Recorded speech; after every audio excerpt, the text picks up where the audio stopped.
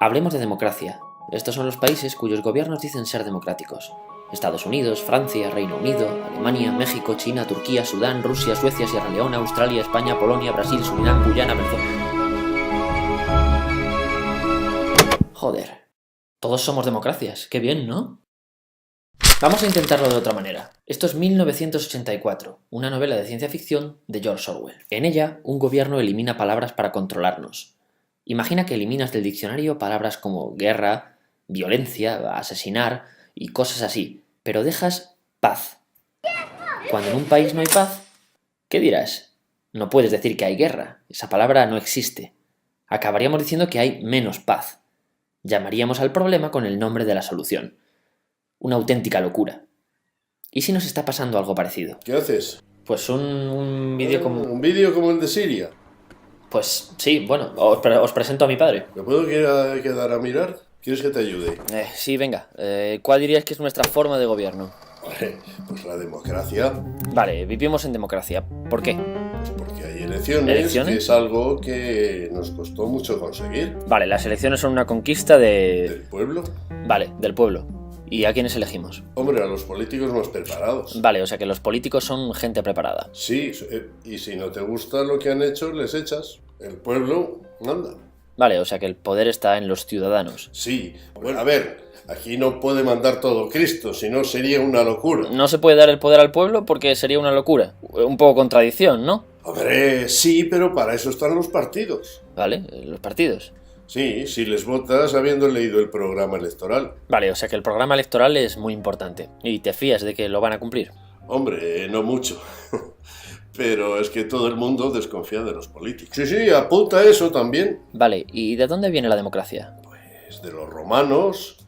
Bueno, no, de los griegos. Sí, de Atenas. Ahora que a ti que te gustan los mapas... Bueno, pero nuestro sistema de gobierno no viene de Grecia. Sí, pero Grecia es... El poder puede ser visualizado como una pirámide. Arriba están los que pueden hacer las leyes, los que mandan, vaya. Abajo los que obedecen. Y así era muy básicamente como nos organizábamos hace 200 años. Este señor era el rey. Ya sabes que ser rey se hereda. Y solo podían ser reyes sus hijos. El resto de la gente estaba aquí. En Francia, para que no fuera tan visible que ellos tenían todo el poder, los reyes consultaban de vez en cuando a una asamblea donde estaban los nobles, la iglesia, y de todo este resto que quedaba, se eligió a la gente con profesiones prestigiosas, abogados, comerciantes, los burgueses. A los burgueses les había volado la cabeza un libro, El contrato social, de Rousseau. Rousseau dijo que todos debemos participar en hacer las leyes. De lo contrario, no son leyes. Así que lo que hacían los reyes no eran leyes. ¿Cómo lo solucionaron? Quitando al rey. Ahora, ¿quién haría las leyes? Rousseau dice que para que una ley sea ley, todos debemos participar en hacerla. Pero hay varias maneras de que todos participemos. Una de ellas es que elijamos a representantes. No haremos las leyes nosotros, pero nos consultarán y nos pedirán permiso para aprobarlas. Perfecto. Los de abajo han dicho que sí. Ahora esto es una ley. Las repúblicas que nacieron por aquel entonces, como la República Francesa y los Estados Unidos, optaron por esta vía y se llamaron a sí mismas repúblicas de gobierno representativo. ¿Y quién podía elegir a los representantes? Solo los considerados libres, hombres, mayores de 25 años e independientes económicamente, gente con dinero y propiedades, mayoritariamente burgueses. Resultado, los que eligen y los elegidos son del mismo grupo. Así que la elección no es una conquista del pueblo, es una conquista de un grupo, de una élite. Espera, rebobinemos. Antes de la Revolución Francesa, el rey ya creó elecciones para que el pueblo eligiera representantes y no tener que negociar con millones de personas. ¿Te acuerdas de quiénes representaban al pueblo? Abogados, comerciantes, los burgueses. Exacto, los famosos burgueses. Así que los burgueses ni siquiera conquistan las elecciones, mantienen un método que ya habían usado algunos reyes. Era bastante obvio que un grupo había hecho la revolución para ellos solos. Tocqueville, el primero en estudiar la joven república norteamericana, dijo: no le temo al sufragio, la gente votará lo que se le diga. ¿Por qué? Porque si tienes que elegir entre varias opciones, quien tenga más dinero hará tan visibles las suyas que las convertirá en las únicas. Mientras, la gente empezó a exigir que pudiera votar todo el mundo, así que más y más gente empezó a acceder a la posibilidad de votar, el famoso sufragio universal. Pero tan centrados en obtener el voto, La gente se había olvidado de una cosa. Rousseau había advertido algo sobre los representantes. Para que una ley sea ley, todos debemos participar en hacerla. Si no la hacemos todos y elegimos representantes para que la hagan, necesitamos mecanismos para que nos hagan caso. Por ejemplo, poder parar en todo momento una ley que no nos guste. Si no creamos esos mecanismos, no tenemos el poder y no hemos elegido representantes, sino jefes. Y se puso muy pesado con esto. Así que, de acuerdo con Rousseau, no, hoy el poder no está en los ciudadanos, está en los representantes. ¿Y cuál es el efecto de no tener mecanismos para que nos hagan caso? Pueden hacer lo que quieran. No importa lo mucho que desconfiemos de los políticos. La elección significa confianza total, pero no nos apresuremos. Volvamos a cuando todavía votaban unos pocos. Entonces, los representantes eran conocidos personalmente por los cientos de personas que les votaban. Pero según más y más gente accede a votar, resulta difícil que todos conozcan personalmente al representante. Entonces aparecen los partidos de masas, que clasificaban a la gente por ideologías. No importa la persona, conoce sus ideas. Aquí nacen los programas electorales, paquetes de promesas que hacen los partidos. Sin embargo, acuérdate de cómo está hecho el sistema. Por mucha vivienda que te haya prometido, no hay mecanismos para que el representante que elegiste te haga caso. El único mecanismo es votar a otro, pero eso tampoco te da ninguna garantía. Entonces, ¿cómo de importantes son los programas? Nada, los programas electorales no tienen importancia.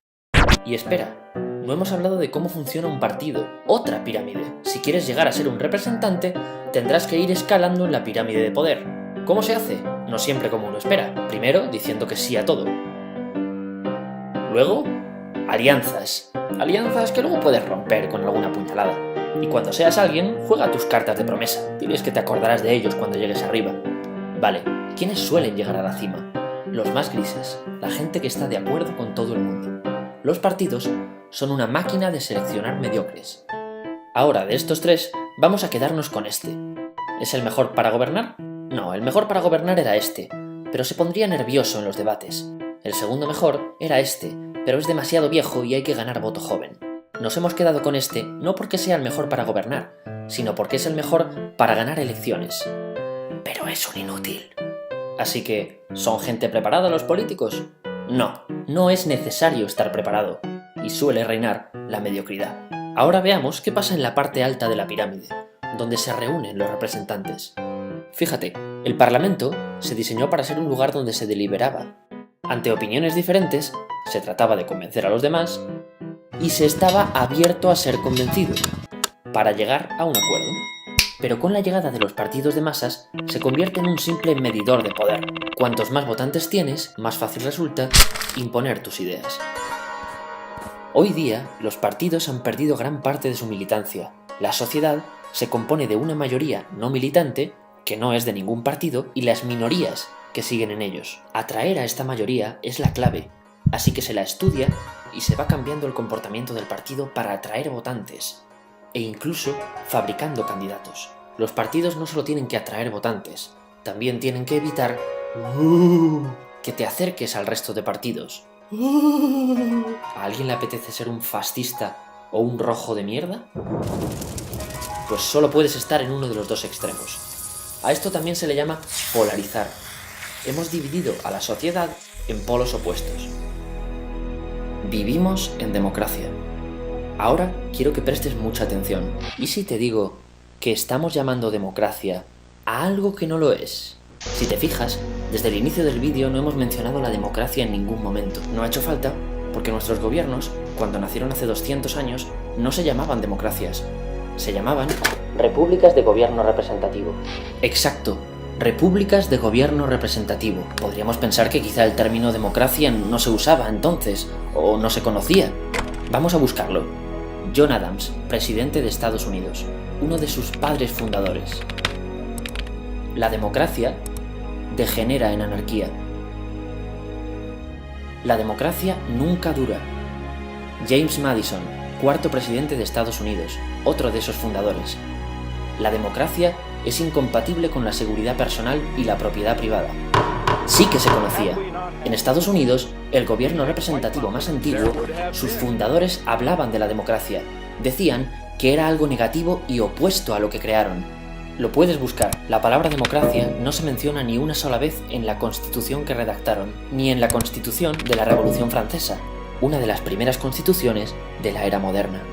Si consideramos, como decían los padres fundadores de Estados Unidos, que lo opuesto a los gobiernos representativos es la democracia, algo que, ojo, aún no hemos dicho ni qué es, ¿qué puede pasar si los llamamos de la misma manera?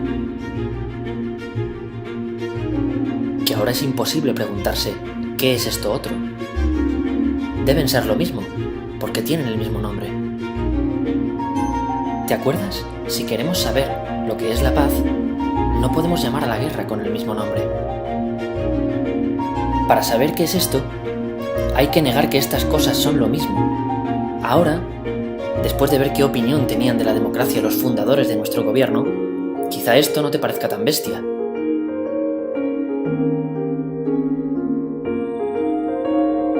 Bueno, igual sí que es un poco bestia. Bueno, por muy bestia que sea, es la única manera de preguntarse. Entonces, ¿qué es democracia? Como las cintas de antes, esta es una historia con dos caras.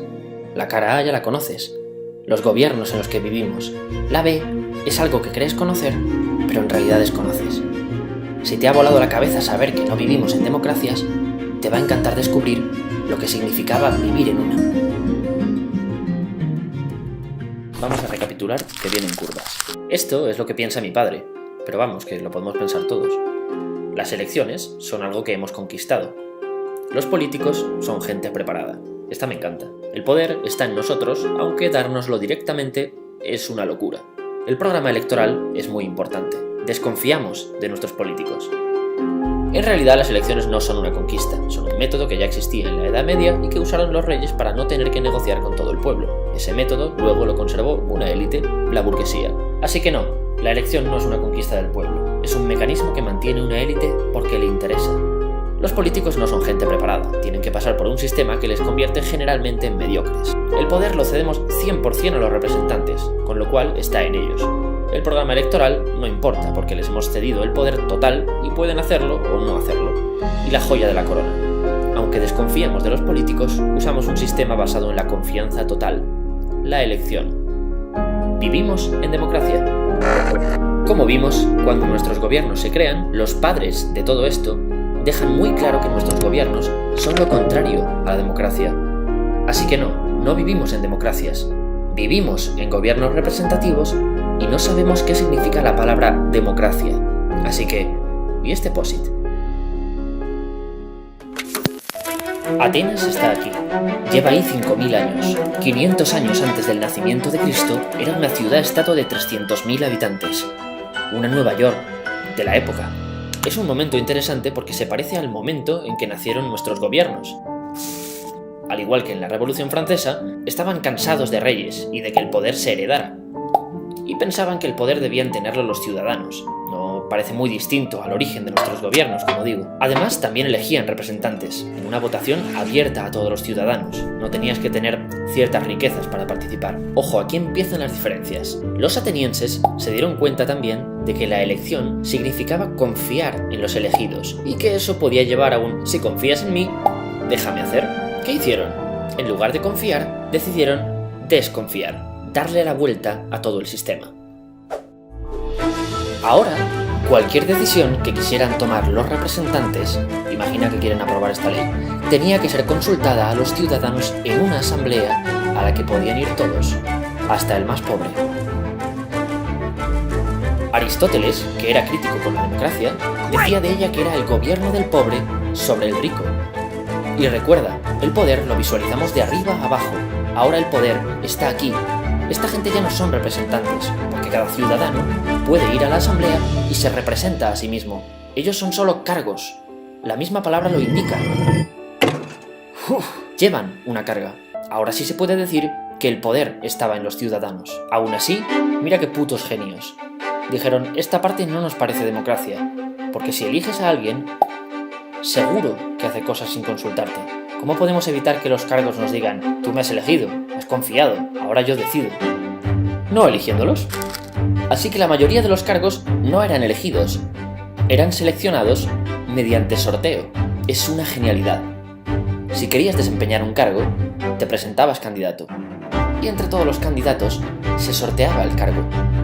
¿Para qué servía esto? Estas personas no podían decir, el pueblo me ha elegido, yo decido en su nombre. No te ha elegido nadie. Nadie te ha dicho que puedas decidir en su nombre. Estás abajo de la pirámide. Tu trabajo es proponer cosas que deben aprobar los de arriba. Y ojo, los ciudadanos también pueden proponer cosas cuando quieran. No te olvides, el centro del poder está arriba, en la asamblea. Sabiendo que elegir implica confiar, los atenienses decidieron usar otro sistema, actuar con desconfianza. Y sí, ellos también pensaban, coño, ¿y si nos sale un inútil? Así que para ser candidato, tenías que pasar un examen. Este tiene multas sin pagar, este tiene denuncias. Ahora sí, los políticos eran gente preparada. Fíjate en otro problema que se resuelve con este sistema, los programas de nuestros partidos políticos. No existían, no servía de nada prometer, dado que tus promesas no influían nada en que salieras seleccionado o no. ¿Programa electoral? No, mejor hacemos que no se pueda prometer. Y si salías seleccionado y hacías algo diferente a lo aprobado por la asamblea, te podía caer la de Dios. Hasta te podían matar. Aquí no se andaban con mierdas. Sí, sé lo que estás pensando. Qué puto estrés ser político. No puedes prometer nada, no puedes hacer nada para lo que no te den permiso. No, es una putada. Y encima los sueldos no eran la hostia que digamos. Aún así, se calcula que cada uno de estos ciudadanos desempeñaba un cargo al menos una vez en la vida. ¿Por qué se presentaba la gente? Porque este sistema solo funciona si participas. A diferencia del nuestro, que solo funciona si cedemos el poder en las elecciones. A esto, los atenienses lo llamaban democracia. Como hemos visto, el poder está en los ciudadanos de la asamblea, no en los pocos cargos seleccionados por elección, ni en la mayoría seleccionados por sorteo. Nos preguntamos si es un descontrol darle el poder al pueblo. La respuesta es la historia. Atenas fue la ciudad de su tiempo. Escribió obras increíbles, ganó guerras. Cuando veas películas sobre Grecia, cuando compartas fotos en Facebook de sus monumentos, cuando estudies a gente que vivió allí, piénsalo. En Atenas, las decisiones las tomaba la gente corriente y duró 200 años. ¿Te parece poco? Pues es exactamente lo mismo que llevan nuestros gobiernos, que nacen hace 200 años con la Revolución Francesa. Dar el poder a los ciudadanos no es una locura, funciona. La asamblea sí que es una conquista del pueblo. ¿Quieres más cosas increíbles? Acuérdate de la polarización. Los partidos necesitan que odies al contrario. Nada de lo que dice el otro es bueno. Son ellos o el fuego. En Atenas no había partidos, solo personas, de modo que estabas más dispuesto a aceptar la opinión de otro. El resultado: en la asamblea se debatía no para ganar, sino para encontrar juntos la mejor idea. Además, piensa en la gente corriente. Si puedes controlar a los cargos políticos y tu opinión cuenta, ¿qué ocurrirá? Querrás hacer política, querrás ir a la asamblea. Como te he dicho, estaba siempre llena. Muchos piensan que la gente pasa de la política y que por eso, ¿para qué darle más poder? Es al revés. Si tenemos el poder de cambiar cosas, tendremos ganas de hacer política. ¿Qué conseguía el sistema ateniense?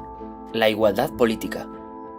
Ahora no hay distintos tipos de ciudadanos, gente que elige, partidos, representantes que toman decisiones.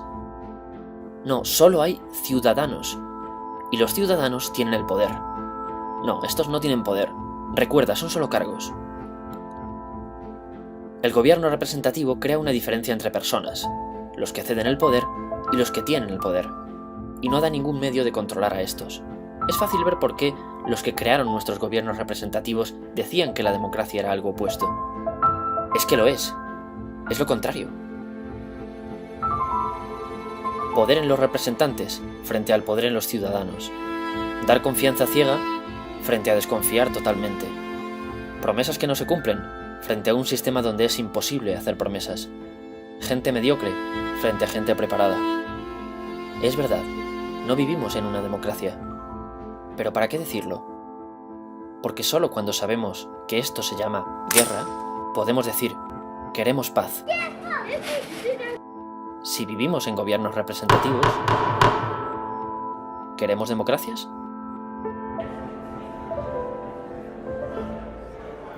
Queda una última pregunta por contestar. ¿Quién nos manipuló? ¿Por qué acabamos llamándonos democracias? Yo tengo una teoría.